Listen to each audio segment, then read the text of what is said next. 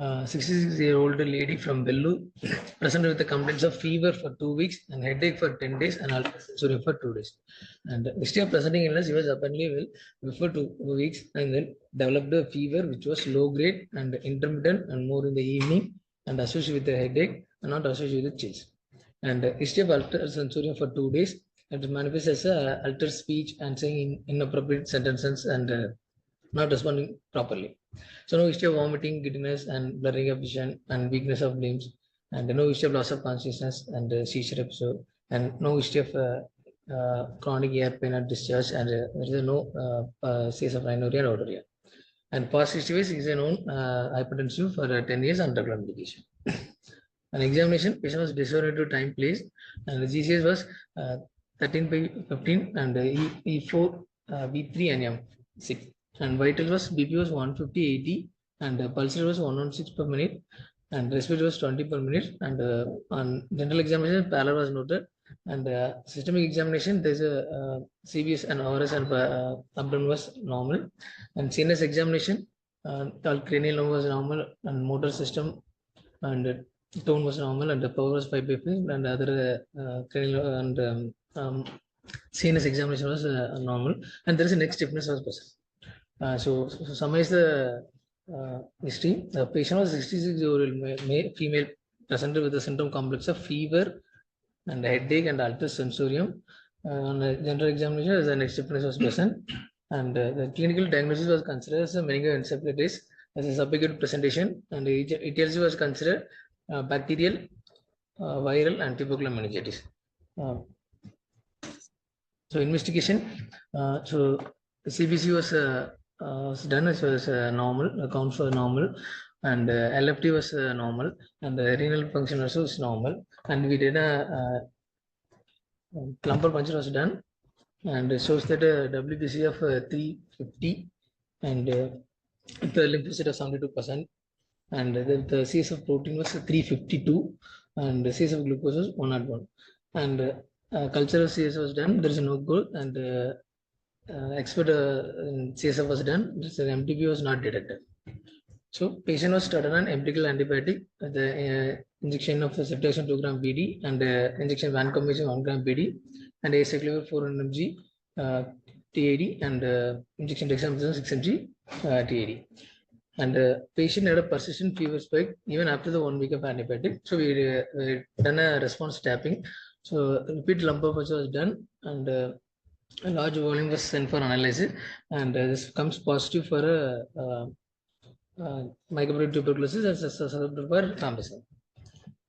So, and there is a day 10 of admission, there is a drop in sensorium, and worsening of the condition of the patient was noted, and we done a CT brain was just done, and it shows the hydrocephalus, the dilated ventricle was noted, and the hydrocephalus. We have planned for a EVD. So the hydrocephalus is due to the complication of the TB meningitis, and we planned for a EVD placement, and so repeat plate blood and coagulation profile was repeated. So procedure was deferred in view of thrombocytopenia. So patient had a thrombocytopenia. So at the time of the differential was considered.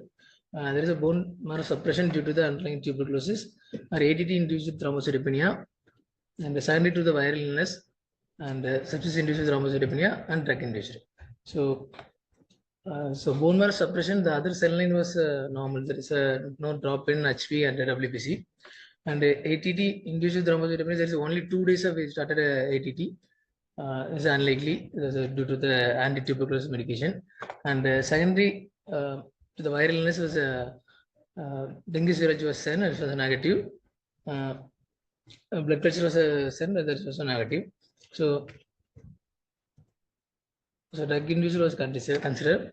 So this is the chart for platelet at the time of presentation. On day 1 admission is 24,000, and day 4 was 3.44 lakhs, and day 10 of admission there is a sudden drop in platelet, and the platelet transfusion done, and there is a gradual increase in the count, and again it's dropped, and after that there's a increasing trend of the platelet was noted. So that day 10 of admission, the ceftriaxone was stopped. So I would like to briefly talk about the drug-induced thrombocytopenia. So ceftriaxone-induced thrombocytopenia, some literature shows that there is a ceftriaxone-induced thrombocytopenia in the bacterial meningitis, and other literature also shows the same presentation. So it was caused by formation of the drug-dependent platelet reactive antibody, which is lead to the accelerated destruction of the platelet. And so this typically occur within the 1 to 2 weeks of exposure to the starting of the medication, and resolve within after 5 to 6 days of discontinuation. So like in our patient, we started day 1 of the ceftriaxone, and on the second week of presentation, there is a drop in platelet, and followed by after stopping the subtraction antibiotic. So the after 5 days of there is a gradual increase in the platelet count. So this kind of presentation, with the patient had a meningoencephalitis presentation, and antibiotic subtraction induced thrombocytopenia was noted, then we have to consider the other third generation cephalosporin like cefotaxime, and there is some literature also. So there is no cross reactivity to the other third generation cephalosporin. So I would like to add that ceftriaxone induces thrombocytopenia is there, then the other third generation cephalosporins are not associated with the thrombocytopenia. So landing point. So the high volume CSF sample to be sent for TB expert and drug-induced thrombocytopenia. So in our patient, there is both 3 drugs are ceftriaxone and vancomycin and aceclidine. Both 3 are causing the side effect was thrombocytopenia. Only the ceftriaxone was continued for 7 to the 10th day. We continued only ceftriaxone. So the vancomycin, the pneumococcal antigen was negative, so we stopped the vancomycin, and multiplex PCR in CSF also is negative, so we stopped the aceclidine. So only the ceftriaxone was continued for more than 7 days. So most probably the thrombocytopenia is due to the ceftriaxone induced when considered. So like after the initiation and after stopping the drug also, there is a gradual improvement in the platelet count. So just consider. Thank you. Thank you so much, Kuthala. I suppose it'll be an unusual situation because we do use ceftriaxone quite a lot. We don't see so much of thrombocytopenia. I'm sure it was difficult for you all also to figure out why this patient suddenly dropped. Because we do have some in-hospital dengue transfer, so I can understand once a patient is in hospital for more than a week, there's chances that they could have picked up another infection, like you all discussed, dengue-induced thrombocytopenia. Was there any new fever there, or the patient was still febrile from the original disease on that when the platelets dropped? No febrile illness in the 10th day of admission. Patient was afebrile? Afebrile. So in terms of looking at a new infection, patient may have had a new spike of fever. No, I'm just looking at the differentials and what all of us as medicine people would have thought of when the platelets fell. The other thing is, did the patient have original imaging? I'm sorry, did you mention it? Was there imaging done first? Yes, no, first MRI brain was done. And that showed what? That was at admission? That's during the admission, ma'am. What did that show? There is a gliosis noted in the... There was nothing to suggest information. And the patient had symptoms for how long? I'm so sorry, I forgot. 2 weeks, ma'am. For 2 weeks. So one thing I think at the level of the first set of investigations, one thing is that we do apply is looking at the Thwaites criteria. When we have a subacute meningitis, we look at Thwaites criteria, which helps us. Thwaites are other criteria to differentiate between TB and, to rule out or rule in TB meningitis. That's one pause over here that could be a suggestion, which could tell you we're most likely dealing with TB. But of course, the main learning point is we now know that large volume of CSF helps in diagnosis. And prior to that, you can use criteria like Thwaites or Lancet criteria to decide if the patient probable TB or possible TB. I think that's there. So it's quite interesting to know. And you very clearly said how you all found out it was ceftriaxone. You ruled out every other possible cause and then realized. So it's an unusual side effect, I think, but something to be noted, that thrombocytopenia can be caused by ceftriaxone and recovered accordingly. We stopped the drug and recovered. How's the patient now? Patient is on EVD, ma'am. Patient is low sensorium. Still low sensorium. 8 by 15 now. Okay. So it's a little unusual that the original MRI was totally normal. In terms of in 10 days, the patient has changed so much. Normally there'll be some early hydrocephalus or something. There was nothing there. That's the unusual part also. So otherwise, yeah, Kuthala, thank you so much. Any questions from the audience regarding this?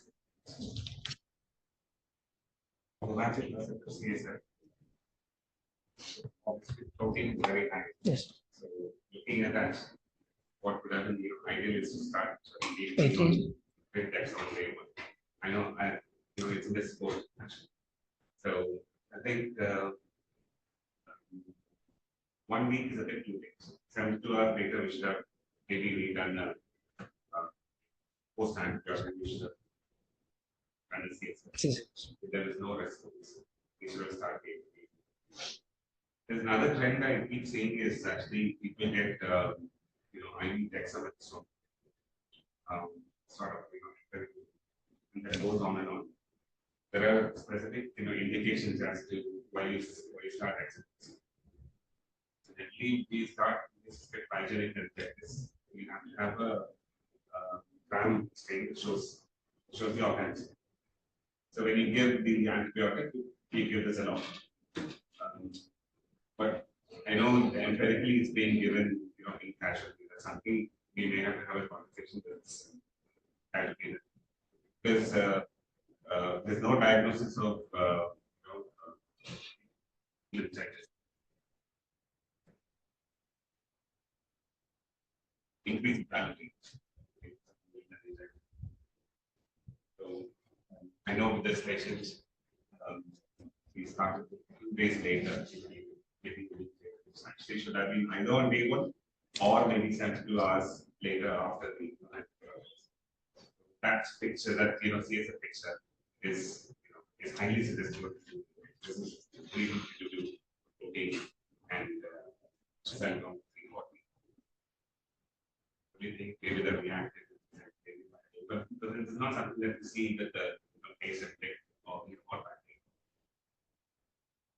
I think of course she hasn't bleeding into the area, but in spite of the fact that she had oxygen transfusion state that from that, she had some She's a bit. So I think, thanks, Dr. Ronald. I think the point there is the same thing, that when you look at a combination like this, we don't have an initial growth. We use other criteria, either by looking at the values or we apply weights or, we apply something else to say, and a little earlier in the course. So unfortunately with DEXA, because it's anti-inflammatory in its own potential, the fever and all will go off. So patient looks apparently well. So Dr. Ron's point is well taken, because you may get an initial so-called response pattern, which may not be actually related to the drug therapy so much as you gave steroids. And actually, if you look at the original study, one is the indication for steroids, which is a certain set of indications. And the actual study just showed that in a subpopulation, a sub-analysis, steroids prevented deafness in children. So very honestly, if you're not thinking an acute pyogenic as your first, based on the duration, DEXA may not be relevant in this situation, and an early response step might have helped us, because we know that the morbidity with TB meningitis is high, just like we see in this patient. So that's the point taken from here. Thank you, Dr. Ronald. And sometimes I think we need to relook at our own systems when we go into algorithm management. We may end up doing harm. That's so. Thank you, Kuthala. So thank you to all the presenters. Time kind of adjusted between you all.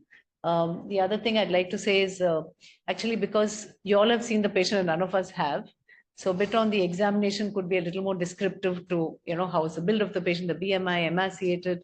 A lot of general examination findings help us imagine the patient as you're talking. Otherwise, it becomes more theoretical, and we are not able to contribute to direct clinical examination and diagnosis, which is the wealth of what we do. So I thank everybody here, and today's award for the best presentation, I would like to give it to Shannon from Medicine 2, and that was a good presentation. So thank you, Shannon.